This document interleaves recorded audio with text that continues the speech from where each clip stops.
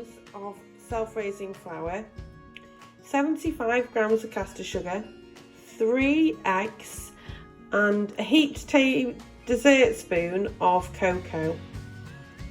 Now this is a special sponge because it doesn't contain any fats. So the only thing that will make it spongy is by aerating the flour and the cocoa together and whisking the eggs and the sugar with an electric whisk.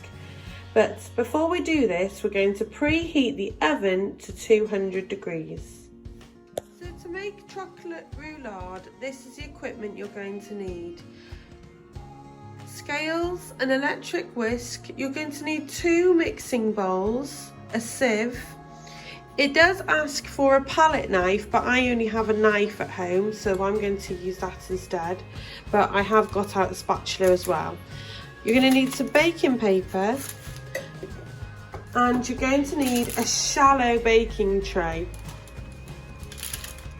like this one. So in one bowl, we're going to sieve the flour, the heaped dessert spoon of cocoa together. Now the more air you can provide this flour, the better. So raise your sieve up so that it has plenty of air. Leave that to one side, and in the second bowl we're going to whisk up the 3 large eggs and the sugar. And I'm going to plug in the food mixer.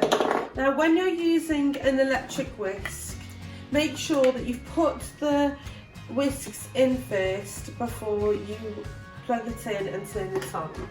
Fabulous. So we're going to whisk up these eggs now so they're nice and fluffy and a pale yellow colour, and slowly add the caster sugar.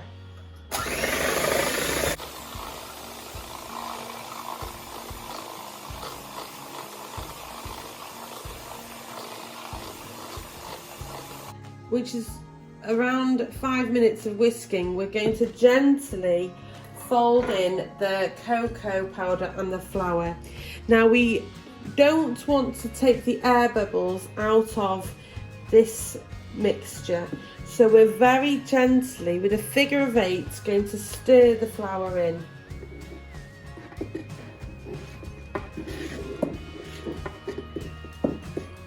If we overstir this, we will knock out the air bubbles.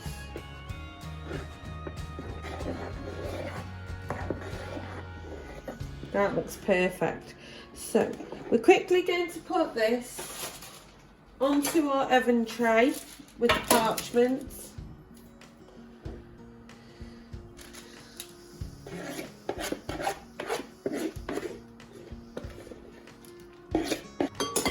I'm going to use my spatula just to get the extra mixture out. Can't waste this.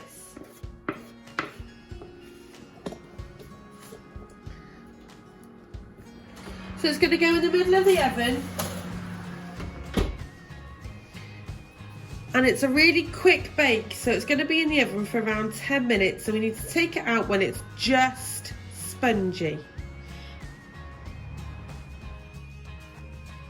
So while we're waiting for our cake in the oven, we are going to pull out another piece of baking paper and we're going to sugar it, because when it comes out the oven we're going to have to turn it over and roll it up really quickly while it's hot. This is a delicate process because if it's overbaked it will break, and if it's underbaked it will be a dough and not a sponge.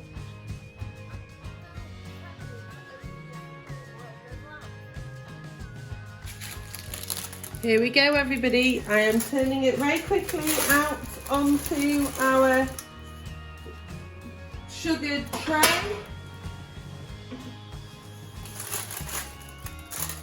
Okay. I'm going to very quickly peel off the paper that was on the baked.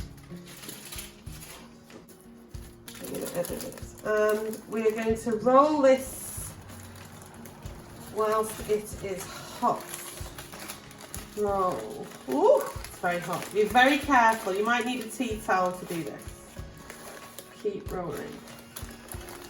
Hot.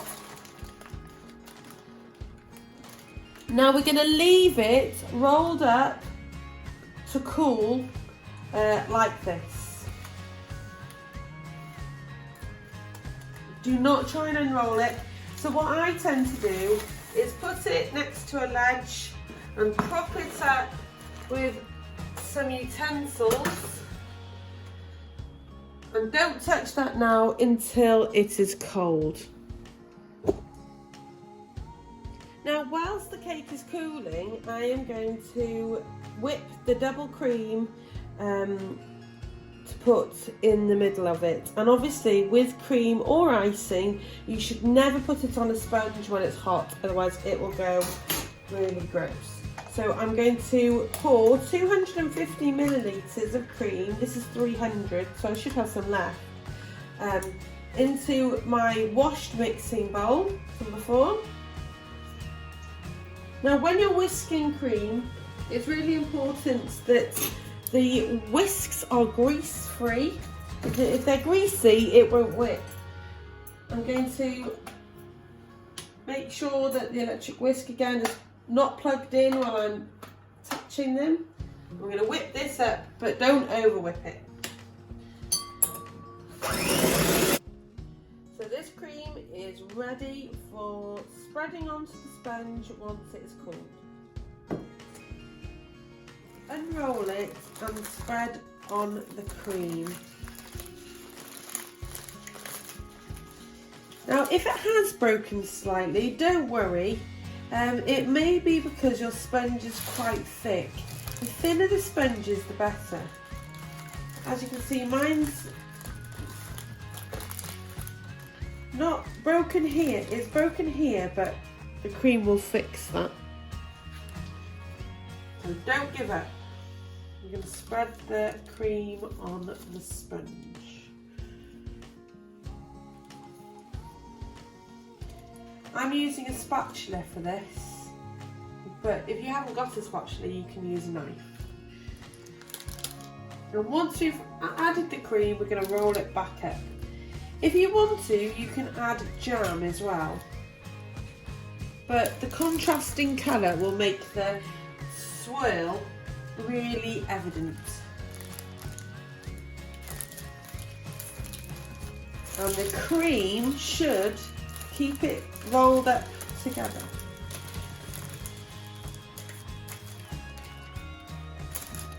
As you can see, I'm using the paper to help me roll it up.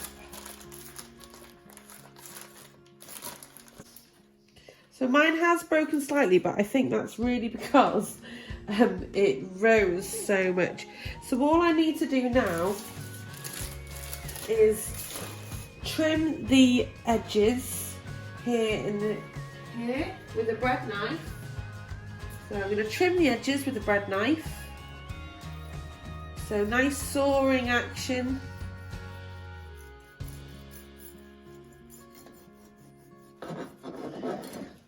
So, oh, I don't think I have a swirl. I think we'll have more of a Z